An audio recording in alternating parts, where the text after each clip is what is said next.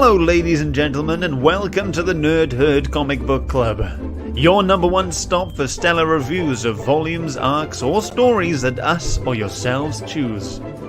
You can find us live every Wednesday on YouTube, Facebook, and Twitch, and the replay on all podcast networks. Take a seat, get yourselves and your opinions ready, as it's time to join the herd. But first, please put your hands together for your hosts, Shane, Phil, and Scott, as they kick off this week's discussion. Hello everyone, welcome to the Nerd Herd Comic Book Club, and all I've got to say right now is, it's Morphin time! Had to get it in. Had to get it in. Thank you everyone who's joined so far.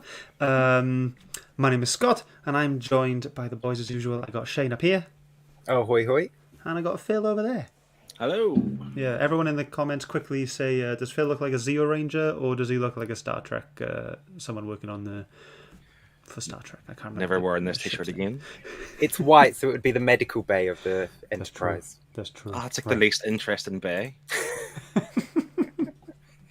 If you hadn't guessed already, today we are going to be talking about Mighty Morphin Power Rangers Volume 1 from 2016, published by Boom Studios, written by Ryan Higgins, art by Hendry Prasetya, colours by Matt Herms, and letters by Ed Dukeshire.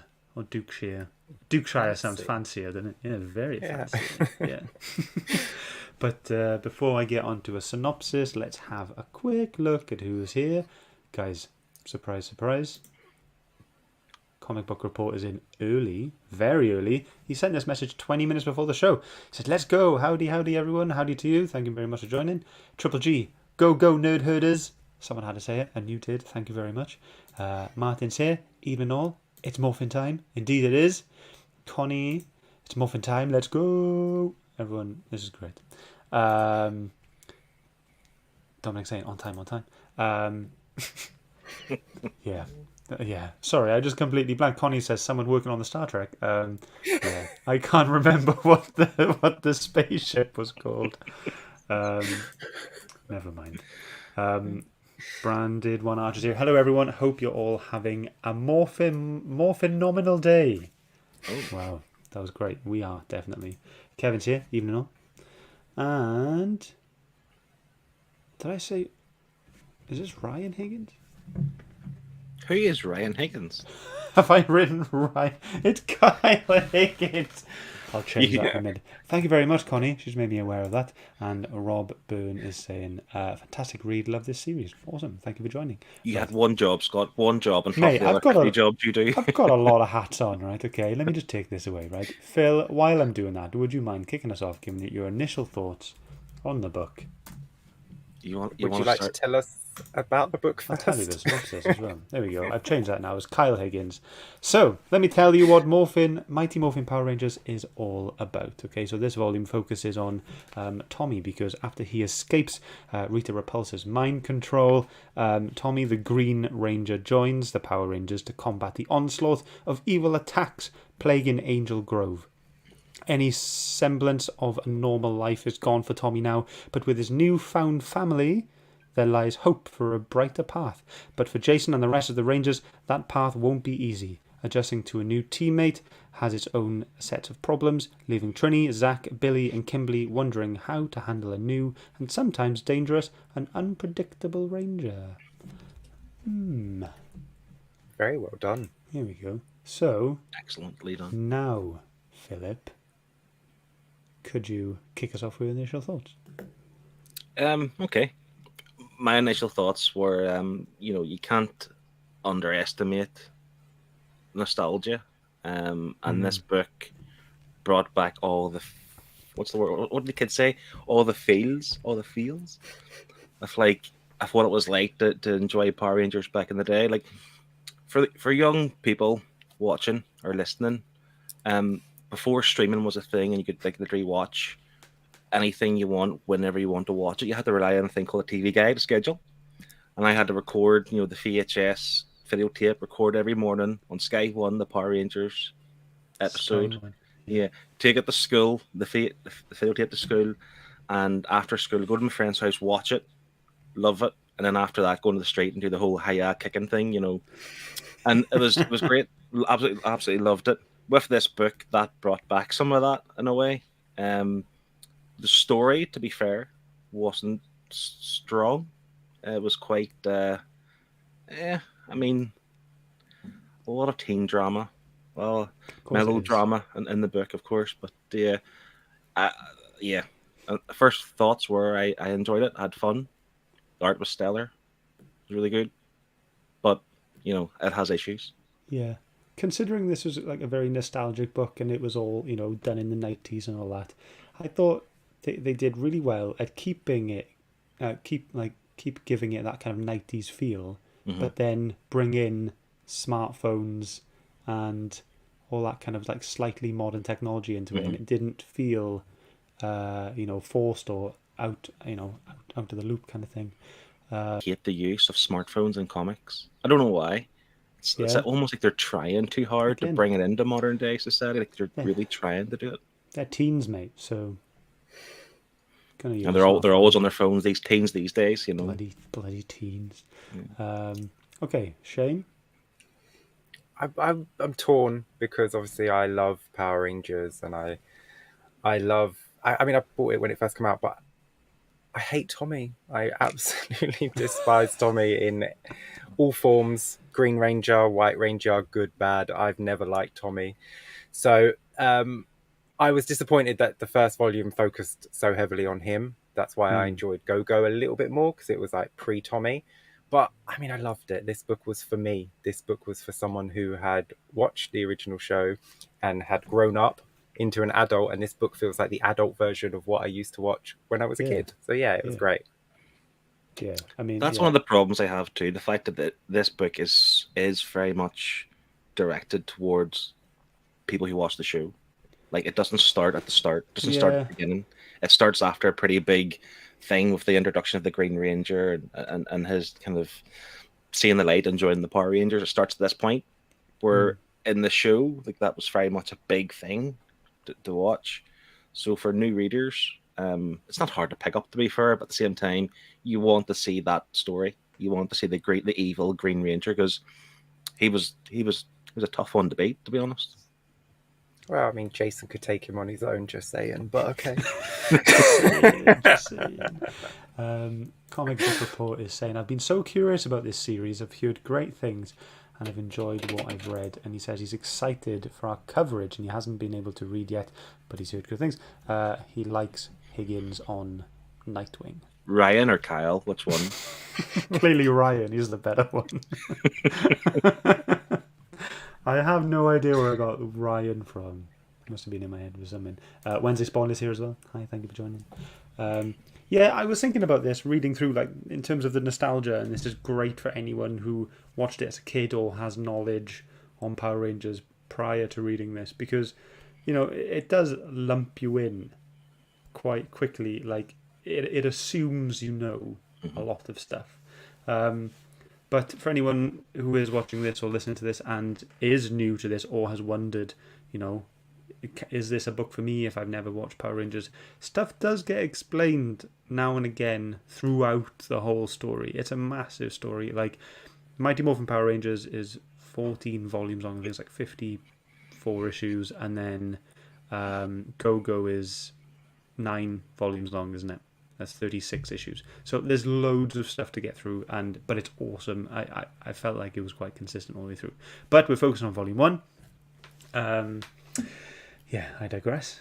Go on.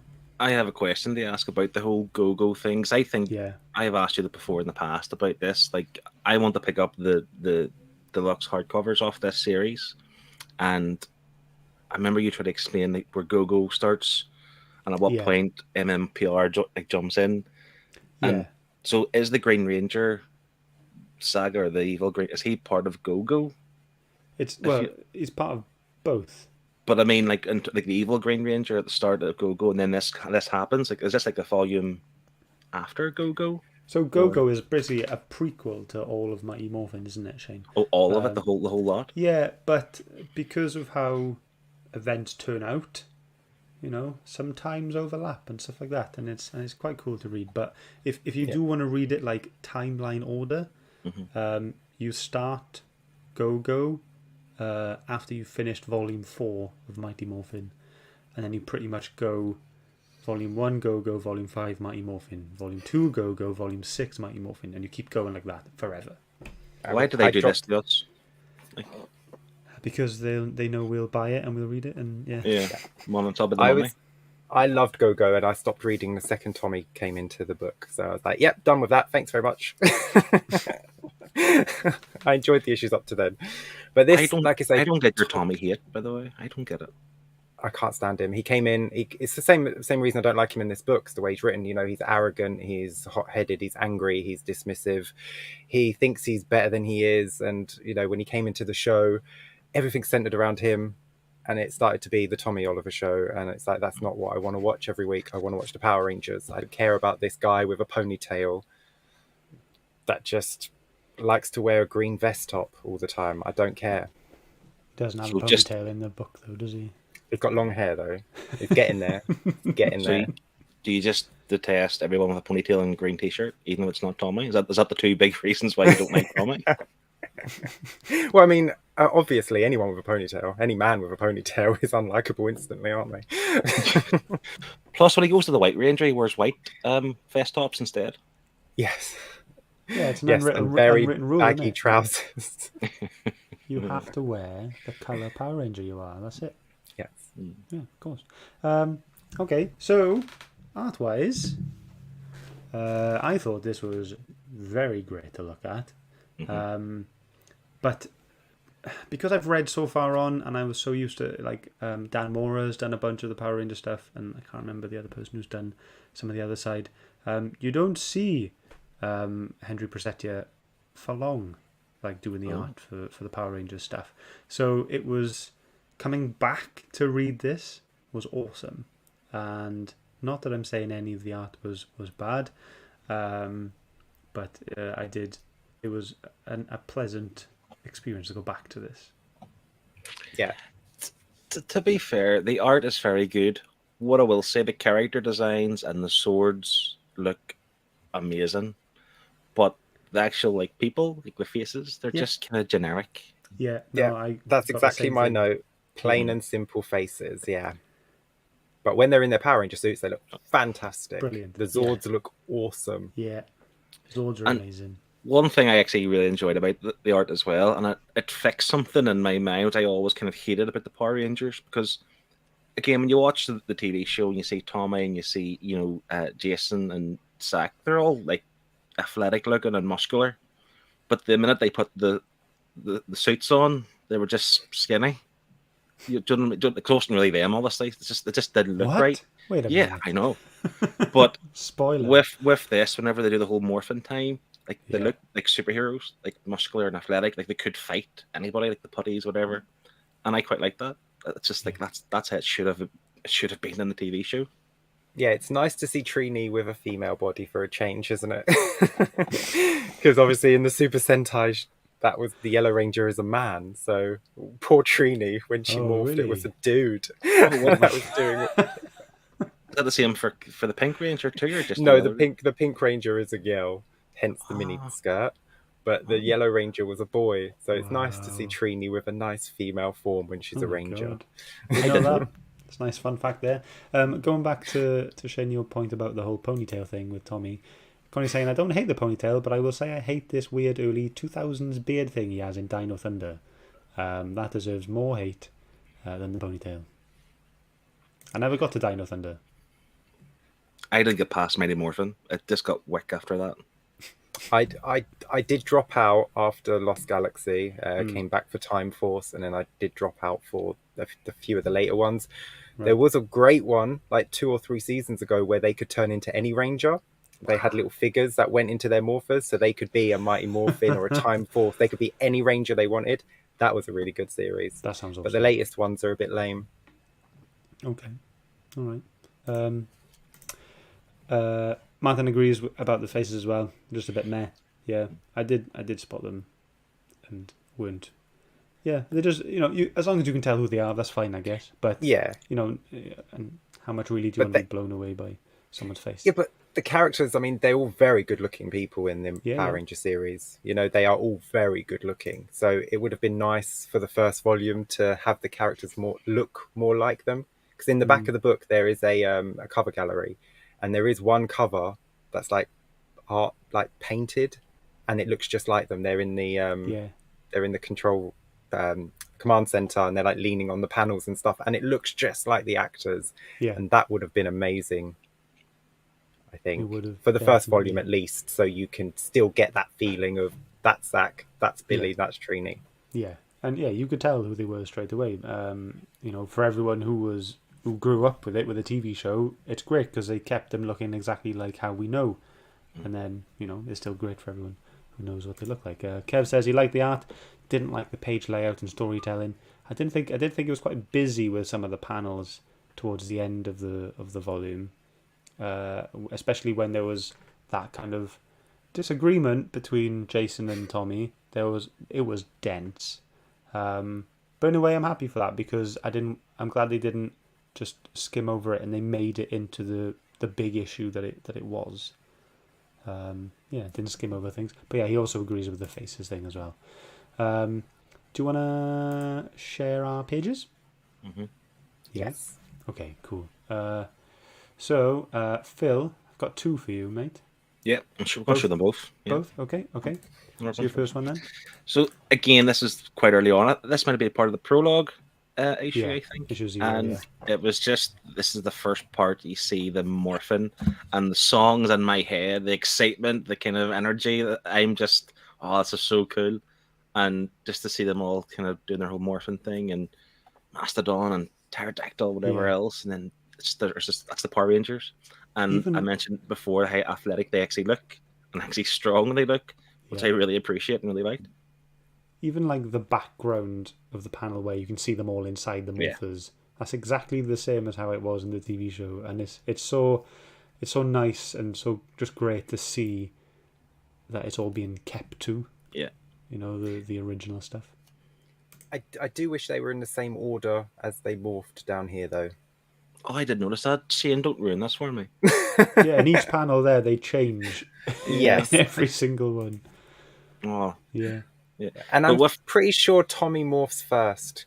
Get him out of the way, and then you have the proper 5 morphing, ending with Jason, the leader. That's how they morph. You really dislike Tommy. Really, anything whatsoever. I think I've got his morpher and his action figure, but I just spit on him every night before I go to bed. Oh, do you now? I bet you do. And there goes the comments. Okay. And to fill your second page. The reason why I picked this is for some reason, even though it's different from the TV show, I think the Morphin was better like this. Like the idea that you can see Trini and Tommy like half and half, like half the Yellow Ranger, half the Green Ranger and stuff. It just looked so much cooler. And yes, I get it's different from the TV show, but this should be able to stand on its own. And a difference like this should have been at the start. And I don't know why it was inconsistent. I don't get if maybe he just decides later on, oh, this is better. And like what happens through the rest of the series? Does it do it like this? Does it do it like the original one or what? So that was a dream sequence. What? So that's why it's different? I'm just maybe, but that was a dream sequence. That's how it should be, though. So for anyone who hasn't read on from this, and you may be thinking, God, I'm sure they morph a lot throughout the whole story, and I don't want to be looking at the same type of art every single time. You won't, because they're really creative with how they kind of design the pages and lay out things in terms of how they morph, and it gets to a point of when you realize that it's different every time, you kind of look forward to it even more. Then you go, ooh, I wonder how it's going to be drawn next time and stuff like that. And it is great. So I'm really glad they didn't just stick to the same design or layout every time they morph, because I think that would have gotten boring and maybe that would have disinterested people. But yeah, and they're not stuck with the budget of a television show with like next to nothing, so they can do whatever they want in the comics. So it's great. Yeah, it is. It's awesome. But yeah, like the first time you see them morph in this book, you get, you can hear them shouting their Zords, and you can hear the music in the background, and you can hear that little lightning sounds and stuff like that, and it's just pure nostalgia in a book. But it's also awesome for people who've not read it as well. Because I know Pete, he's in the chat, and he's saying he's not watched the TV show and stuff like that. So I'm hoping he gets this, probably not the same effect, but similar. Yeah. To kind of get that excitement when they do transform, when they do morph.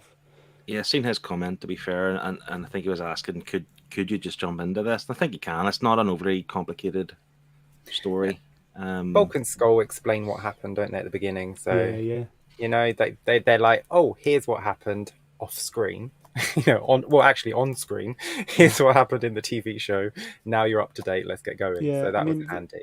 They're a pretty good vehicle for the story, aren't they? In terms of guiding the reader without loads of just dump of stuff, and have it kind of built into the story. I think they're used quite well in this. Yeah, and, I agree. Yeah, we don't see them a lot in this, which is very good.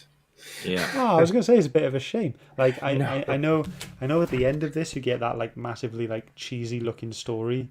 Like because they used to get like 2 or 3 pages in the back of every issue, and I would tend to skip those. I'm not really interested in the misadventures of Bulk and Skull.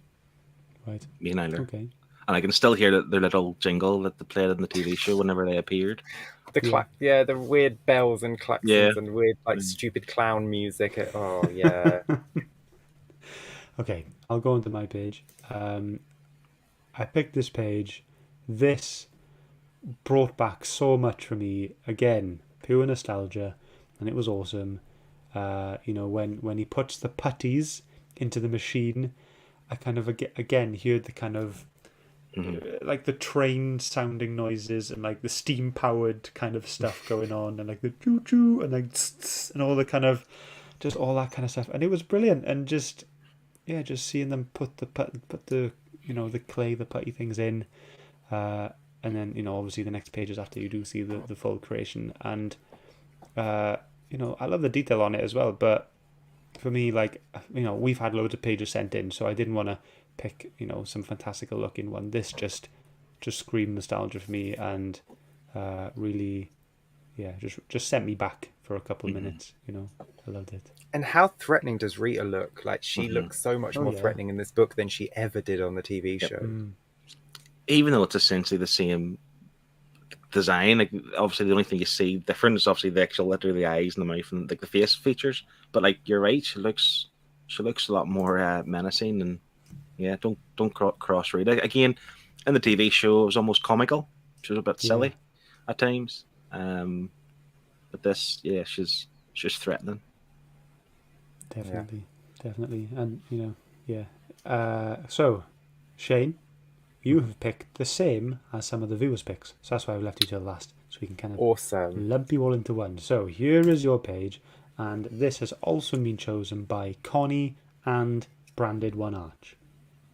Awesome. See, because it's got no Tommy on it, so it's the best page of the book. They're morphing without Tommy. That's why I picked it. Look how awesome they are. Look at their Zords. Look how cool they are. Jason up front, being the leader. Perfect Power Ranger page.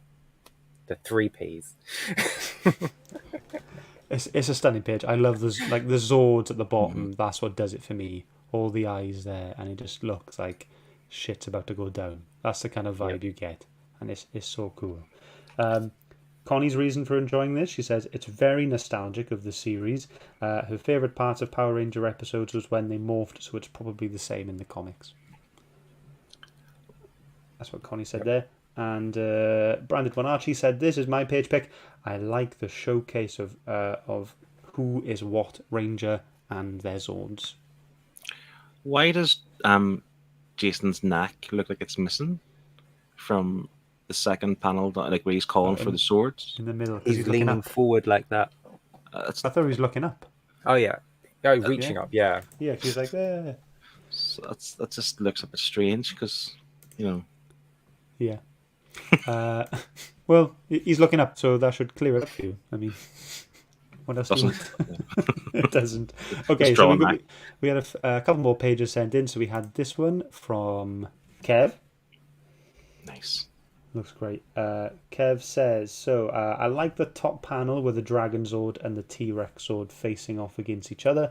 I would have liked the artist to use bigger panels for the Zord scenes to give us a better sense of scale, however. Yeah, that's fair. It's a cool page, though. I nearly picked it, to be honest. I love the way the color pops Yeah. against the background of the city, and Yeah. it was quite prevalent throughout the whole book, to be fair. Whenever the Rangers or the Swords were on picture, it did pop. Just it was cool. Yeah. And the musical notes you're getting out of Tommy's dagger there. Yeah. Do, do, do, do, do, do. How did he play it? He has a silver plate over his So mouth. they explain this further on in the books, and I'm really glad you brought it up. It's literally just like a mechanism, like the dagger just has to touch the faceplate, and the dagger plays the music. So it's not Tommy blowing into it or whatever. It's just him But going. he still has to, dunk. because he still moves his fingers, so he still plays it like a flute. Yeah, yeah, but he doesn't. Yeah, he doesn't have to blow. Like, I'm sure that was something they needed to clear up for a long time, and they do eventually. So that's he doesn't have to blow, but he sucks. It's Tommy. So one thing they did clear up in this book, actually, which I want to bring up now, what's in my mind, is I always assume whenever they're in their swords and they're fighting, it's just like two little joysticks, like kind of game. But they explained that in this book that it's not. It's all about the balance of the person driving the sword or something. Like Billy explained at some point. It's quite like that. They said like they have to be comfortable with you being comfortable. Is like like riding a horse then, that kind of thing. That's how they explained it. But then I think the bit you're talking about was when Billy was explaining to Trini about how it all worked, and Trini was like, "Oh, okay, like a Segway." Yeah, I was like, a Segway, yeah. And I never thought about that. Like as a kid, I don't really care. I just assumed two joysticks fighting. Yeah, but I think this is a cool thing, is based on what Shane said earlier. This is like a slightly adult version, and they're probably keeping in mind that the readers are going to be people who love the show, and they're going to want to have these questions answered because they now have the kind of mental capacity to ask them. Or want to ask them. Let's look at the Martin's page. He sent one as well. Cool. He said, this part of the story instantly felt nostalgic for me watching the show back in the day. The Green Ranger theme song was all I could hear while reading this. Go Green Ranger. I had the whole album. Yeah. Tommy had too many songs on that album. Go away, Tommy. This is the thing. Him versus Scorpino was awesome. You have this hate for Tommy, but I'm pretty certain even the TV show at the start was very much focused on him all the time. Like he was the main star of the show. When he came into it, yeah, that's why I dislike him so much. Like I say, it became the Tommy show. But you stuck with it for so long. Of course, I stuck with it. It's Power Rangers. So you like Tommy? I don't like Tommy. I put Jason, up with Tommy. I very much like Jason. Yeah. Oh yes. Okay. Yes. Okay, let's catch up on some of the chat. So Liam did pop in. He said he's absolutely gutted to be missing out on the show, but unfortunately he's got no Wi-Fi, so he's going to read up and catch the rewind over the next few days. Have a great show. Thank you very much. He's currently on holiday with his wife, having a great time. Ooh. Oh, I felt bad at first, but now I don't feel bad. Yeah, good, he doesn't have any Wi-Fi. No he's Wi-Fi. On a holiday. He's on holiday, yeah. I'm glad he's got no Wi-Fi. Connie was saying she really didn't mind the art. She liked the simplicity, to be honest, and she thinks sometimes comics have too much detail. Too much detail? That's certainly a take. I mean, at the end of the day, you could, as long as you could tell who they were, that was fine. I mean, they all wore their you have to draw the line somewhere. I mean, if I did a green stick man and a red stick man, you wouldn't accept that as Tommy and Jason, would you? So you have to draw the line. But the detail was great on everything other than the human faces. So it's not a problem, Yeah. It's all Power Rangers, backgrounds, everything was great. It's just the faces were a little bit plain for me. So even though we were talking about how evil Rita was looking, how menacing she was looking, Kevin still says, however, her cone boobs are still ridiculous, though. The Madonna boobs, I call them. Yeah, very ridiculous. But yeah, I mean, that makes her character, isn't it? That's who she is. Boobs are never ridiculous. You're right. You're right. Sorry. We've got someone on Twitch watching. Hello. Thank you very much. Diggs BTW7. Thank you very much for joining. Hope you enjoyed the show. Okay, story-wise, if you don't mind us moving on, uh, I thought it was a very simple story, not in a bad way. Very simple story.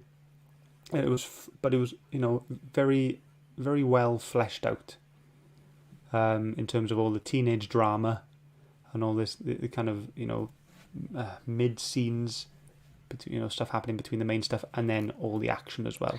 So even though the core thing was Tommy's having a bad time, the rest, there is still a lot to fill out, and I think they did okay to fill out 4 issues with this.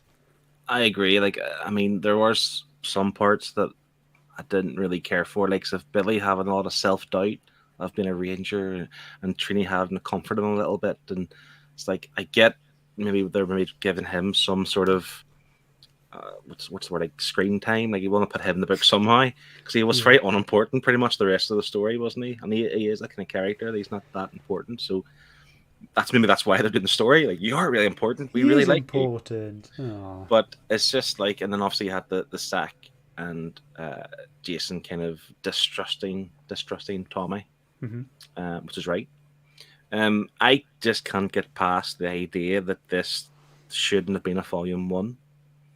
This, for me, we're just out of sequels month, and we talked about how volume 2's had this kind of feeling where you're like, okay, you've got the hook. Yeah. Now this next volume is like, you get a bit more detail of the characters and the story, and then it goes on from there. This felt like a middle volume, like a volume 2 of a series. I don't want to say a filler, but definitely not the hook. It feels like it missed something. It should have had that initial storyline in the book at the start.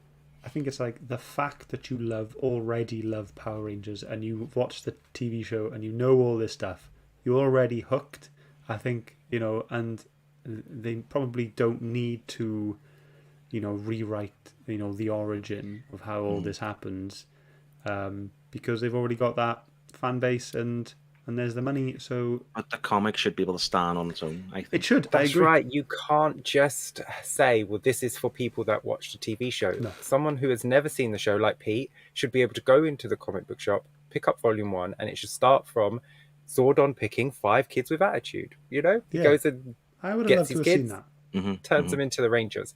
But the problem is, because Tommy is so popular, everyone loves Tommy, they had to get him in the first volume. So they had to start from a Green Ranger point. And they obviously did, probably because he's so popular and people love him, they didn't want to start, well, they couldn't really start from him being a bad guy. They wanted him to be good. So they started from the point where he joined the Rangers. So do you think could be the decrement of this issue? Do you think that's why they created Go-Go? Yeah, I think Go-Go appeal to that. Have been. Yeah, Go-Go is like you say, it's a prequel, and that's where it should have started.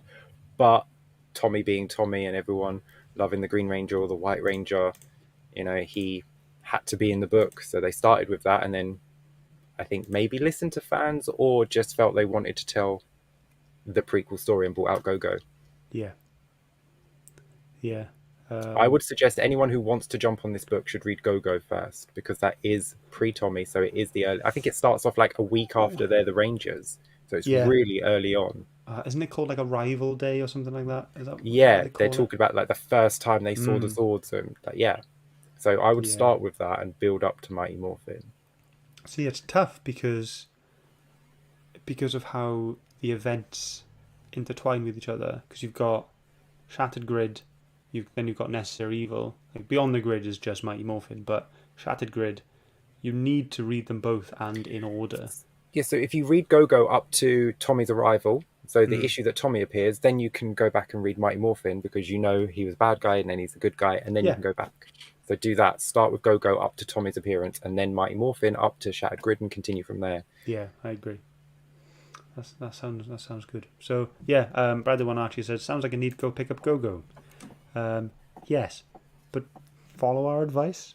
I mean, and there's a lot there's probably a site out there, isn't there, that tells you exactly which way to read this, like Go-Go 1 to 9, then Mighty Morphin 1 to 5, then it would give you the exact reading order chronologically. Some people prefer to either read chronologically or release order, don't they? So whatever floats your boat, really. and this don't even mention the fact that they've rebooted now, so it's no longer Mighty Morphin Power Rangers. It's just Power Rangers and Mighty Morphin. Yeah, but when you read, you understand why. It totally makes sense Okay. why they've done that. But yeah, you need to read it. I'm not going to spoil anything, but read it and you'll get it. You know exactly why they did it. Money, money, money. Yeah, of course, there's money. You get more money but- from selling 2 issues a month than selling 1 issue a month. Yes, of course, of course. But I don't want know. to seem like I'm being too negative. To be fair, because I think I've been quite negative. I enjoyed the book. I really did. Mhm. And to be honest, maybe a year or so ago, I tried to go back to rewatch the TV show, and it's hard because it's so cheap looking. You know, so if I want like this satisfies my Power Rangers fix. Like I'd be happy to read many more from Power Rangers, maybe go one day, and that will satisfy that fix, rather than watch a TV show again because it is hard because it is so cheap looking. So yeah, that's a bonus. It's a plus. This is a good enough book to read, despite the fact that some people may or may not hate Tommy. But the No White one hates Ranger, Tommy. What are you talking about? the White Ranger is my absolute favorite Ranger of all time. he's the best Ranger. He wasn't even supposed to be Tommy. He was a new character. Tommy was supposed to... Well, there was a comment in the chat. Tommy was supposed to go, and the White Ranger was supposed to be a new character, but because Tommy was popular, he stuck around to be the White Ranger, and we got more of him. So that's Nothing what against the Martin actor. I'm sure he's lovely. said. Yeah, she was a Yeah. great guy. Yeah. But so this was 4 issues, yeah, and Kevin East, he has said he thinks that they've crammed a lot into 4 issues. I don't agree. I think it was quite well paced, but what I was impressed with was how we've had little bits from every one of the Rangers, a little bit from Bulk and Skull. We had Zordon, we've got Alpha 5, and none of it felt, we'll just shoehorn that in there.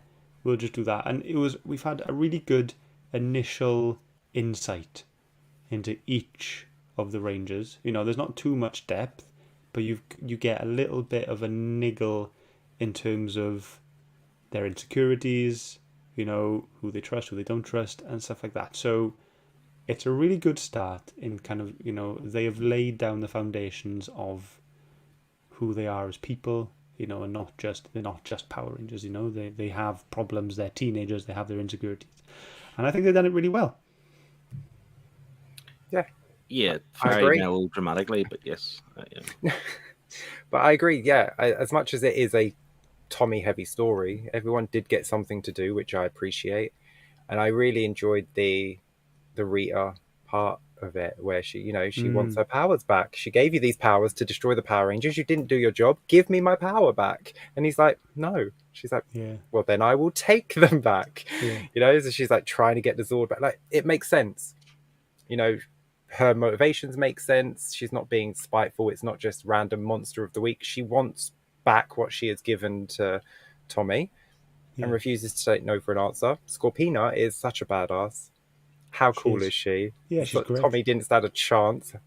No. Needed the rest of the Rangers to show up. I love it when he jumps into the Dragon Zord to try and stop her, and she's sitting behind the control panel, and she's just taking him out with one hand. She's controlling the Dragon Zord, and she's just batting him away with one hand. I was like, dude, you need to calm down. You're not taking Scorpina. No.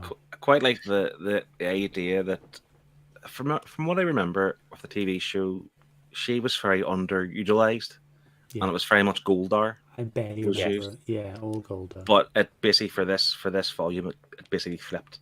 Goldar was in for 1 page because he was sulking because he let Rita down, and he was imprisoned. Yeah, but he was sulking. He was sulking, yeah. And obviously, Scorpina was the main kind of villain, I suppose, really, other than Rita, obviously. But in terms of the actual fight in the Power Rangers, and I quite liked that because I don't remember much of her in the TV show, so it was good to see a bit more of her in this. And I need to know, without spoiling anything for people who haven't read it, the person who appeared at the end. Who that? It's called Black something. He wasn't in the Dragon. he wasn't in the TV show, was he? Shane, is it Black Dragon? Yeah, I think so. Yeah, it's been a while since I've read, because I have read on, but it's been a while. Yeah. I think it's Black Dragon, but yeah, He that may kicks have been off in the straight TV away. show. was he in the TV show? It's possible. I didn't recognize him. The first time I saw this, I was like, "Who the hell is this guy?" So I was like, "Okay, this is a new character for the comic." But if you recognize him, then I'm wrong. I mean, they did so many monsters, and they kind of all look the same, and they just had pointy bits and eyeballs, and like he could have been in one of the episodes. He could have been a monster of the week, but he looks pretty dangerous. Looks like a really dangerous transformer. I really like the sharks in this. Putty sharks. Yeah, the putty sharks. I thought they were really cool. They looked really cool. Obviously, they were there to distract the Rangers while Scorpina did her thing in the Dragon Sword.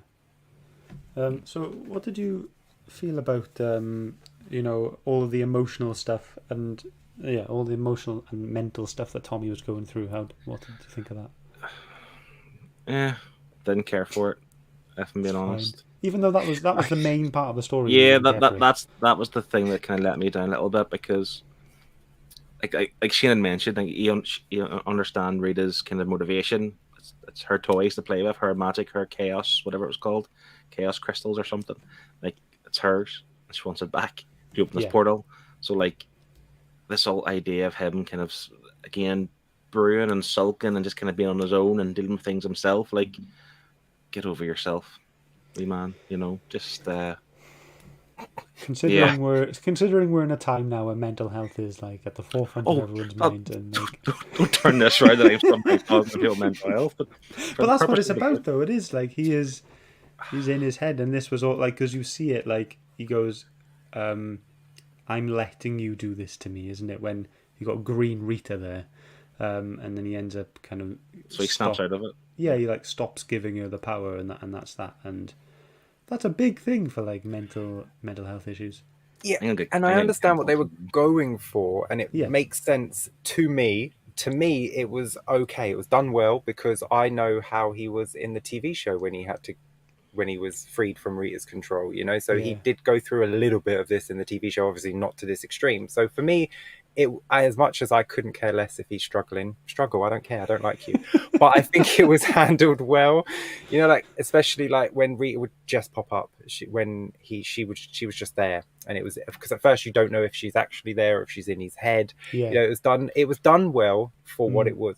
But if you're just jumping in, like Phil said, this feels like a second volume. So you don't get the emotional attachment to him that you're supposed to have. You're supposed to feel bad for him. You're supposed to understand this.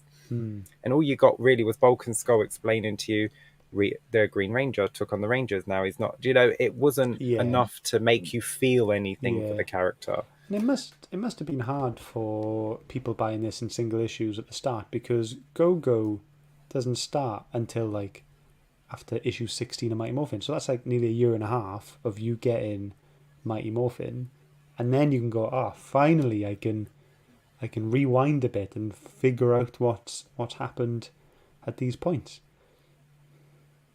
Yeah, that's why it makes no sense. I think they had it planned out, and they've just released everything differently because someone said to them, "Why isn't Tommy in the first volume?" And so then the writer went, "Because he's not in the beginning of the show." And he went, "I don't care. People want to see Tommy. So just start at chapter 5. Start at the 5th volume. That's what fans want to see. They want to see Tommy. And then we'll do volumes 1 to 4 later." That's what it feels like. Yeah. To be fair, there is an element when it comes to like licensed books or licensed titles. I do think they obviously very much cater for the already present audience, I'm not sure how much they're looking to capture new readers. They're very much made the book for Power Rangers fans, and that's fine. It worked to that extent, and we're saying now that you can jump into this and just piece things together as you go along. It's not difficult. It's not a hard, deep, heavy story. But I just find that with all the kind of licensed stuff, they do tend to just focus on the current fan base, which is all right. But it's still missing.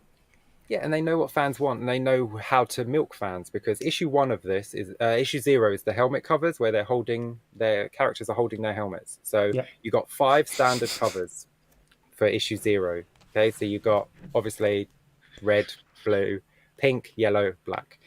So you got those 5. Then they did the one in, I think it was like 1 in 100. Yeah, so the Green Ranger, Is your the favorite? Green Ranger helmet, the Green Ranger cover is the 1 in 50 variant, I think. So that goes for Okay. like 100, 150 pounds. And then the White Ranger cover is the 1 in 200 variant, which goes for like 250 pounds. So they know that Tommy is the one that fans, yeah. Are They're these the amazing. covers that were in polybags? So it was the same issue number, and you didn't No, know which no, one you no. were getting? No, that was like 25. 40. Oh, 25. Okay. Yeah, see that White Ranger one, ridiculously hard to find, super expensive, because they know how to milk people, Yeah. and it's a shame. But then they bought them all out in foil covers, so I got them all in the end anyway. Great. Yeah. I mean, yeah, there's been tons and tons of helmet covers for this entire, just variant covers in total. So many, like So many amazing it's got, ones. They do it's got to them. be thousands. If you wanted to collect like all of them, it would cost way too much, and most of them were standard price, which is nice. Look, because I collected, I think, the first 26 issues. I think that's when I stopped, but I got the action figure variants, the one where they're on the board, Yeah. because I really like those. But then they did brought out the locker ones, where it's them opening their lockers, Yeah. or it's them from their neck down, they're out of costume, just their school, just their regular everyday clothes, Right. which was awesome. Yeah. Their Zords, they brought their Zords out, The and I was Zords like, ones are awesome. I was almost going to be spending like £200-300 a month just on the Power Ranger variants. It's so much. good. It's too much. When does Dan Mora jump in this book? I I thought it was Dan Mora from the off, to be honest. I think he jumps in on Go-Go. Right. And So then he's not on. I think I can look into it if you want. No, it's okay. I was initially expecting Dan Moore art, and when I didn't get Dan Moore art, I was thinking, I thought this was Dan Moore.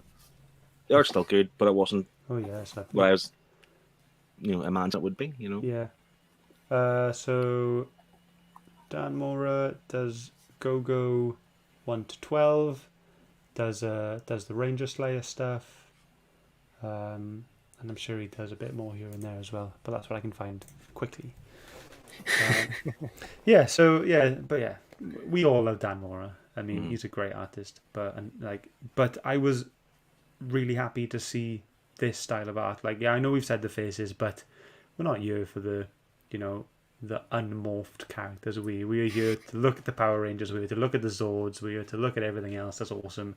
And I was chuffed. I was delighted, and just loved every bit of it. In terms of the art and colors as well. Awesome, great. Yeah. I love the shading when they were in the Yeah. suits.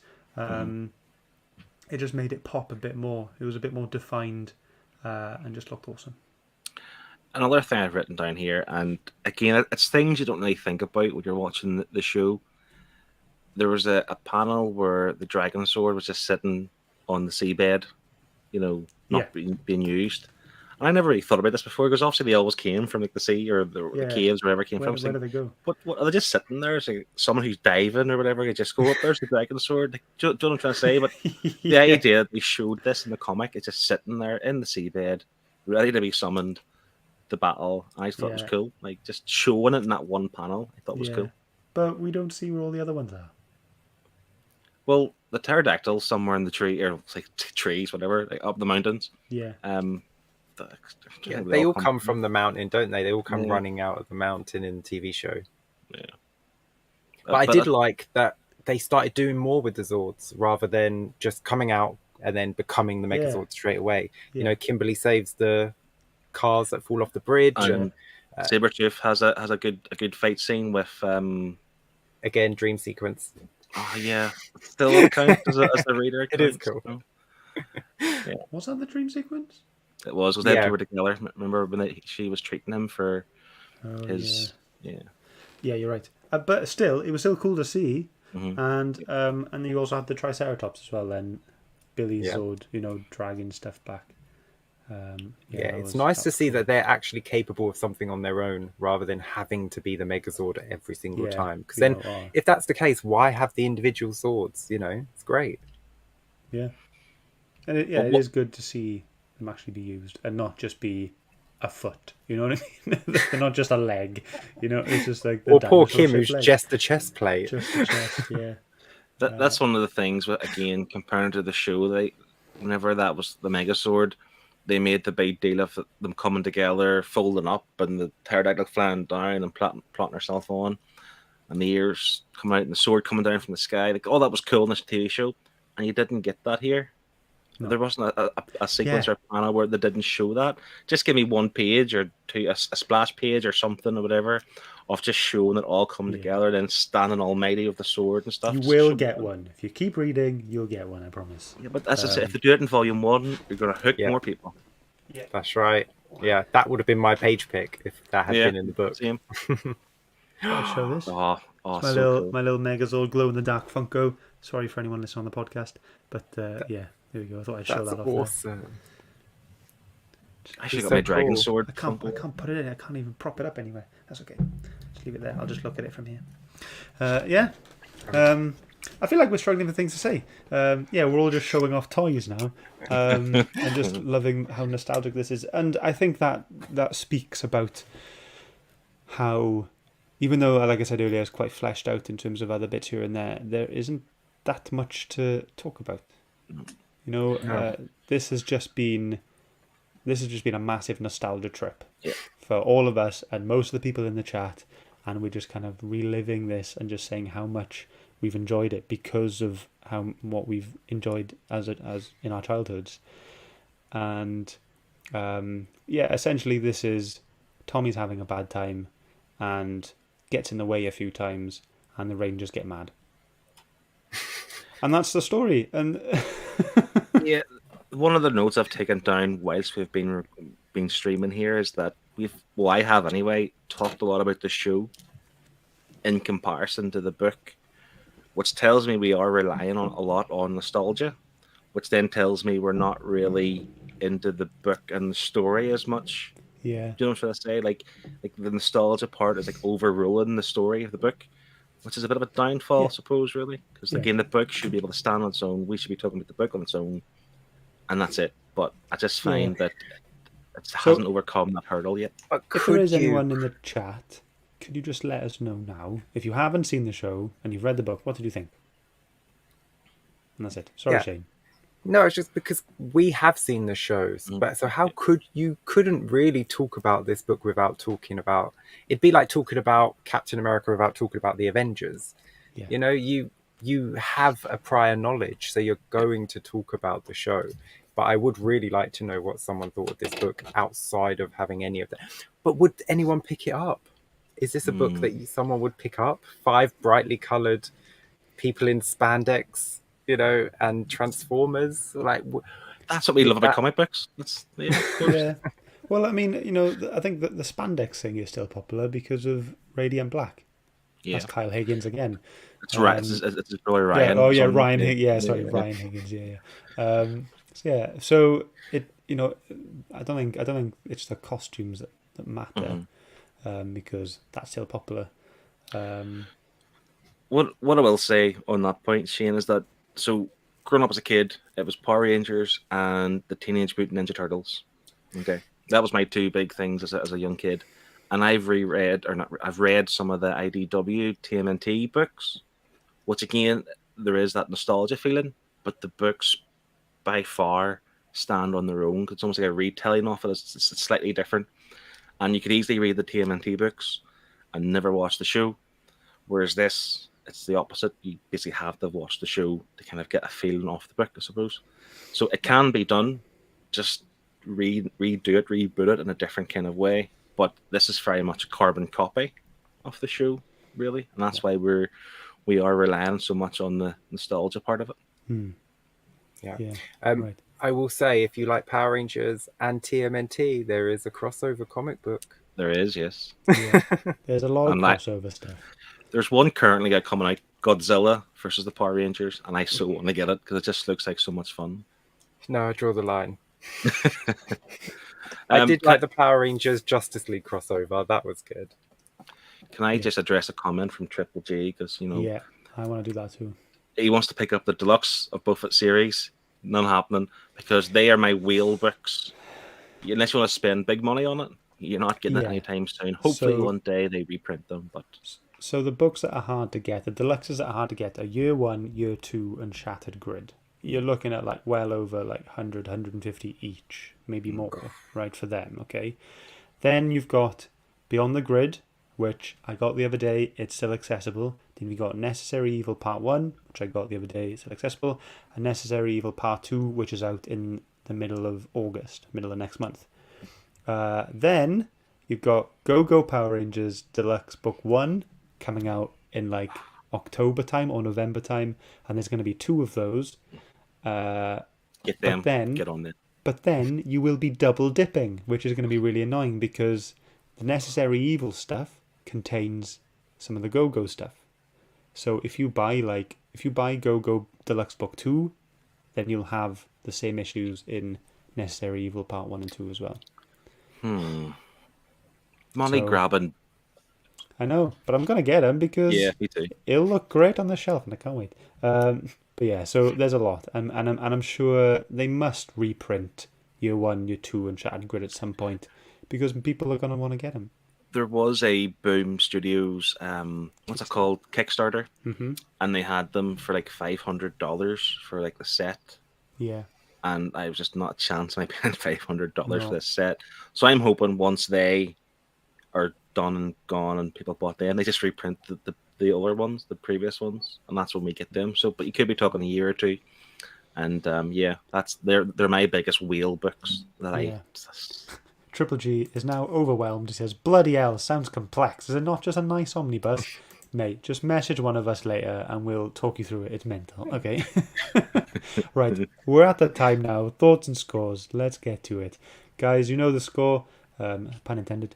Let us know what you thought and we'll add your scores to one big score and we'll check it onto ours to see what we get as an average. And will this book hit the top 10? Will it not? We'll find out.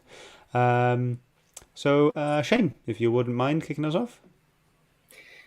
I did really enjoy this book because of my love of Power Rangers.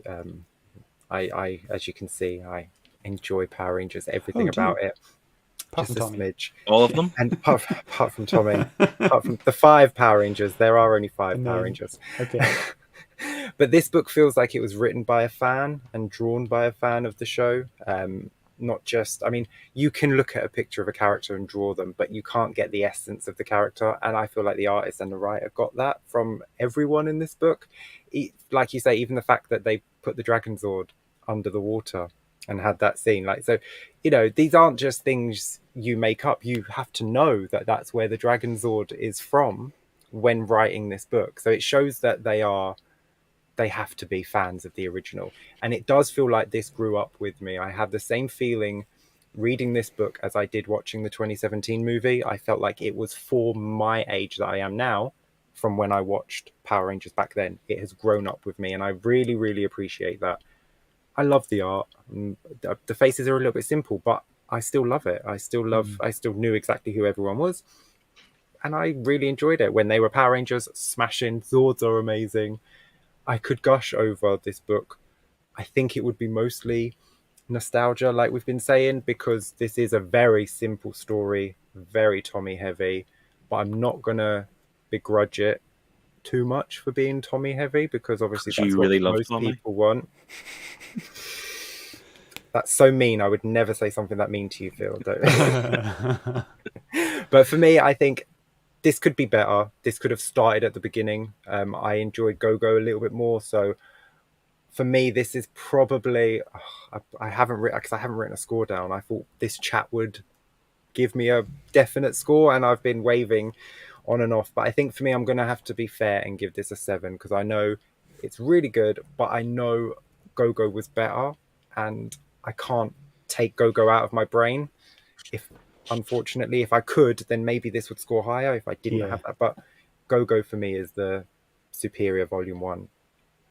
Oh, nice. Great. Nice one. Okay, we got a couple scores in. And while Phil tells us his thoughts, we'll hopefully have a few more.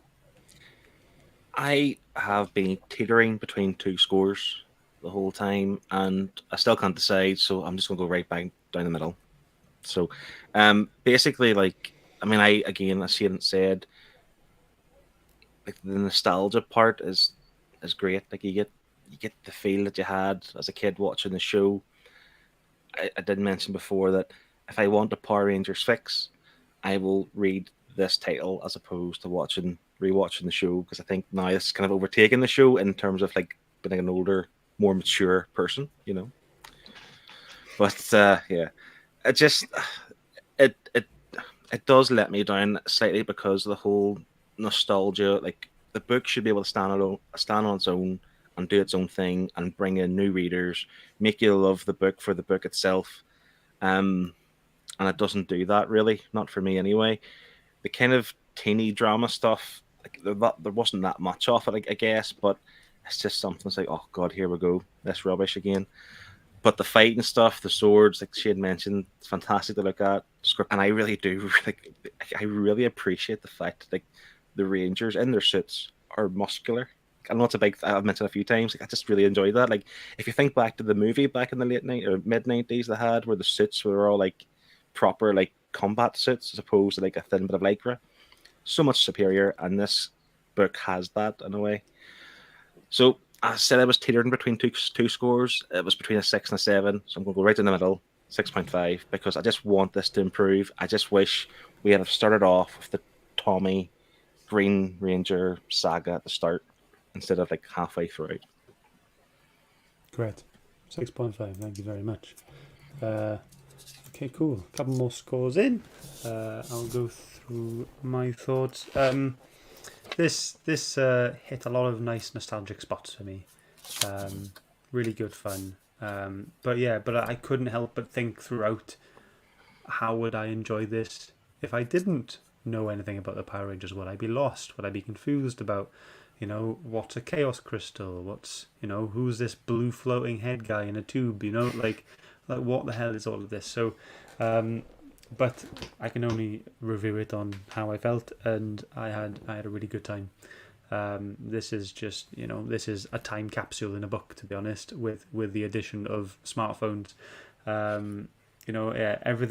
Everything was, you had everything in all the right places, and then you had a bit of a new villain. Like Scorpina wasn't that familiar to me, so it was nice to not just see this story just be the Power Rangers versus Goldar. You know what I mean? Kill some putties, beat Goldar, and just carry on. So it was nice to see some extra layers into the story as well. And I was so happy that it didn't just change stuff, like change the designs of the Zords. Like, they kept them blocky and quite square, and I was just really pleased about that. And yeah, I think it would have ruined stuff. And even the communicators and the morphers, I'm just glad that everything was kept the same. It's amazing.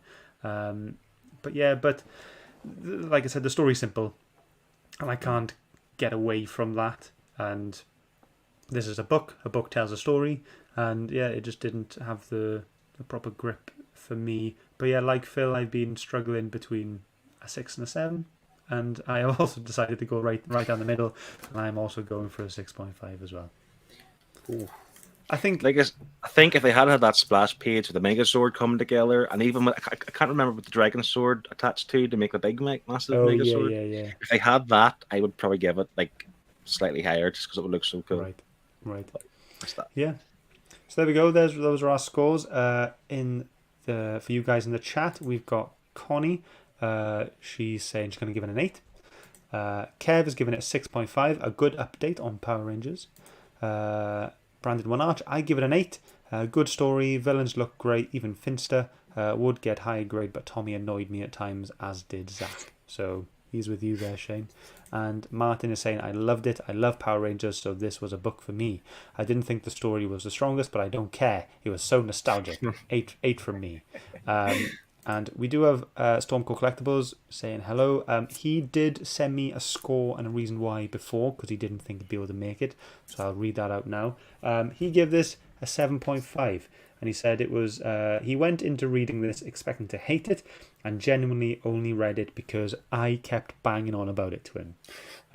Pacing was really good, nice insight into the characters. Colouring was vibrant without being in your face, and it left him wanting more. So 7.5, and he definitely wants to read more. So those are the audience scores. Thank you very much for everyone giving us those. Adding all of those together brings you to an average of 7.6 as an audience, so thank you very much for that. Adding that onto Phil's 6.5, Shane's 7, and my 6.5 gives us a 6.9 for Power Rangers Volume 1. Let's go ahead and see where it comes on Leaderboard. I'll show you the top 10. It's not there. It's going to be tough to get on the top 10.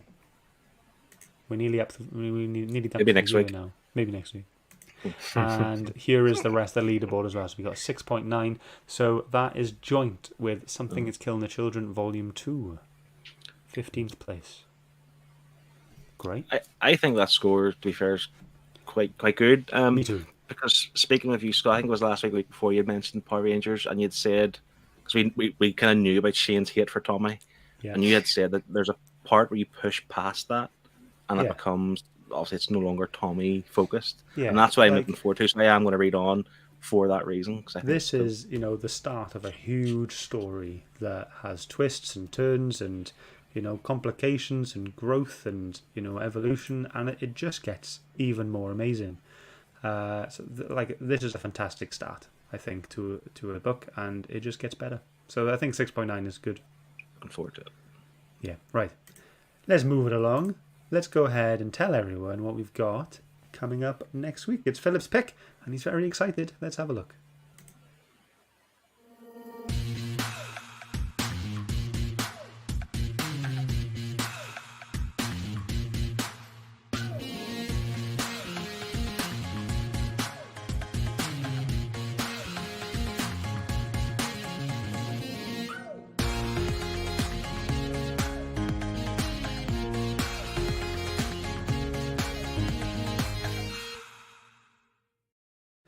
So there we go. Phil, please tell the podcast listeners what we're going to be talking about next week.